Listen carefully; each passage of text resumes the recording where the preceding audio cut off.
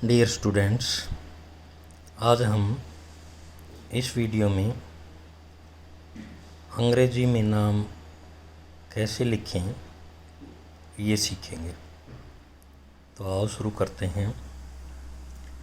3 अक्षरों वाले नाम से। तो देखिए, सबसे पहला हम है जगत। जय ग त जगत। तो हम सबसे पहले क्या करेंगे, ये जो जगत नाम में जो वर्ण हैं, जो अक्षर हैं, स्वर और व्यंजन, उनको अलग अलग करेंगे। जय, जय में क्या क्या मिला हुआ है? जय पूरा नहीं है, आधा है, और इसमें ए की मात्रा मिली हुई है। तो जय में ए मिलता तब जा कर के ये जय बनता है। उसके बाद फिर गय, गय में गय आधा है और गय में ए की मात्रा मिली हुई है, तो ये जय ग जय। उसके बाद तय आधा और उसमें ए मिला हुआ है। तो ये जगत नाम है, उसके अलग अलग अक्षर हमने कर लिए। जितने भी व्यंजन होते हैं क से लेकर के है तक, सभी में ए की मात्रा, ए मिला हुआ होता है। अगर वो ए निकाल देते हैं तो वो सारे व्यंजन आधे रह जाते हैं। तो आधे अक्षर को हम हलंत लगा करके भी लिख सकते हैं और आधा अक्षर लिख करके भी दर्शा सकते हैं।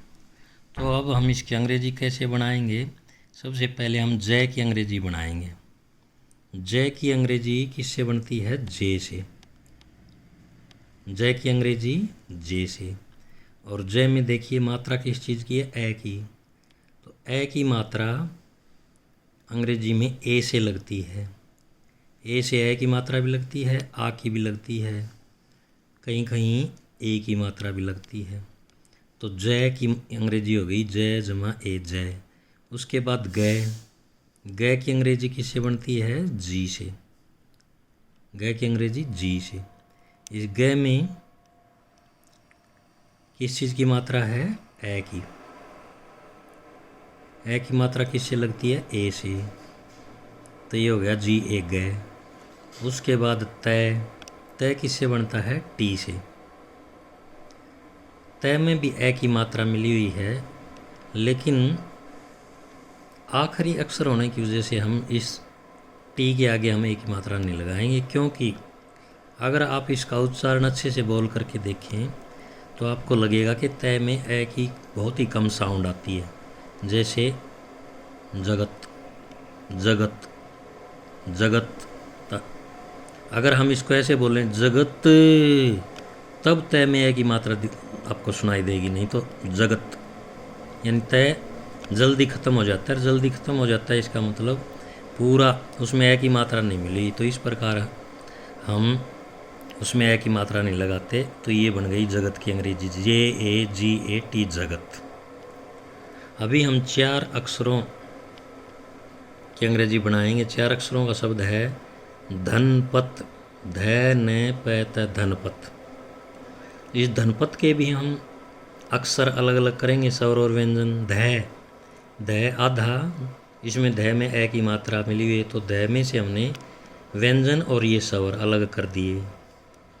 उसके बाद न, ये न और ए, न में से ए की मात्रा निकाल दी, न आधा बच गया, धन।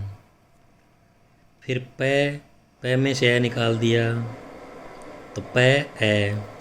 ये वाला जो हलंत है ये यहाँ गलती से लग गया, ये नहीं आएगा, स्वर को हलंत नहीं लगता। उसके बाद फिर तय, तय हलंत, फिर ए की मात्रा। तो ये हो गया आपका धनपत। अब इस धनपत को आप अगर ध्यान से सुनेंगे तो ये आपको 2 भागों में बटा हुआ सुनाई देगा। धनपत, एक भाग धन और एक पत, धन पत। तो इस प्रकार जब 2 भागों में ये शब्द बट जाता है तो धन में न आखिरी अक्षर हो जाता है और पत में तय आखिरी अक्षर हो जाता है। तो हमने इसको ध्यान में रखना है अंग्रेजी बनाते इसमें। तो हम सबसे पहले ध की अंग्रेजी बनाएंगे। ध की अंग्रेजी किससे बनती है? डी एच से। डी एच से ध की अंग्रेजी। उसके बाद ध में किस चीज़ की मात्रा लगी हुई, ध के आगे ए की मात्रा, ए की मात्रा लग गई ए से, तो ये बन गया डी एच जमा ए ध। उसके बाद न बनता है एन से, उसके बाद ए की मात्रा, लेकिन ये ए की मात्रा यहाँ नहीं लगाएंगे क्योंकि मैंने अभी आपको बताया कि धन पत दो भाग बना लिए धन, तो धन में न जो है ना वो आखिरी अक्षर है, तो आखिरी अक्षर में ए की मात्रा नहीं लगती, ये हो गया धन। उसके बाद फिर पत की अंग्रेजी, पै की अंग्रेजी पी से, फिर पै के आगे ए की मात्रा ए से, फिर तय की अंग्रेजी टी से, और इसी प्रकार पत में तय जो है वो आखिरी अक्षर है, आखिरी अक्षर में ए की मात्रा नहीं लगाते, तो यहाँ ए की मात्रा नहीं लगाएंगे।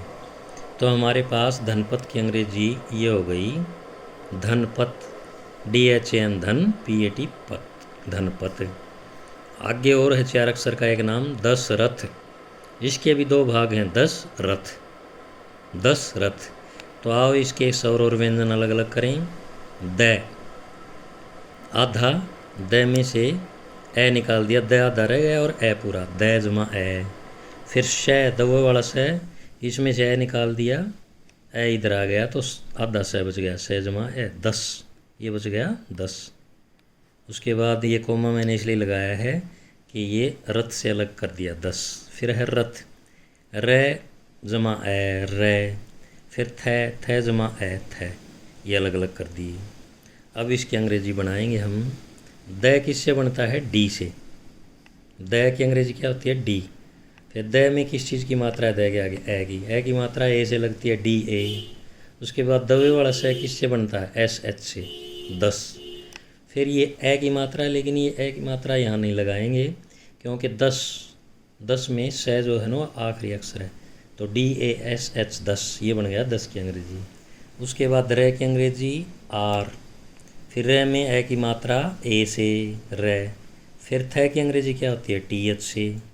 द की अंग्रेजी भी TH से बनती है और थ की अंग्रेजी, और इसमें भी ए की मात्रा, लेकिन ये भी थ भी आखिरी अक्षर है रथ का, इसलिए हम इसके आगे ए की मात्रा नहीं लगाएंगे। तो ये दशरथ की अंग्रेजी हमारे पास बन गई दशरथ, DASH 10 RATH रथ, दशरथ। तो ये थे अभी तक हमने किए 3 अक्षर का जोड़, 4 अक्षर का जोड़। अब आ की मात्रा, राम, रे का आ की मात्रा है मैं, इसके भी अक्षर अलग अलग करेंगे। रे में अब ए की मात्रा नहीं है, देखो यहाँ रे में कोई मात्रा आगे लगी हुई नहीं दिखाई दे रही, तो आगे लगी हुई नहीं दिखाई दे तो इसका मतलब उस अक्षर में ए की मात्रा, लेकिन दिखाई दे तो वही मात्रा होती है। जैसे रे के आगे एक डंडा लगा हुआ तो ये मात्रा किस चीज़ की होती है, आ की। तो रे में आ की मात्रा मिली हुई है, रे जमा आ। उसके बाद फिर मैं के आगे कोई मात्रा नहीं लगी हुई दिखाई दे रही, लेकिन जो मात्रा दिखाई नहीं देती इसका मतलब उसमें ए की मात्रा मिली हुई है, तो ये मैं आधा होगा ए। अब रे की अंग्रेजी क्या होती है, आर।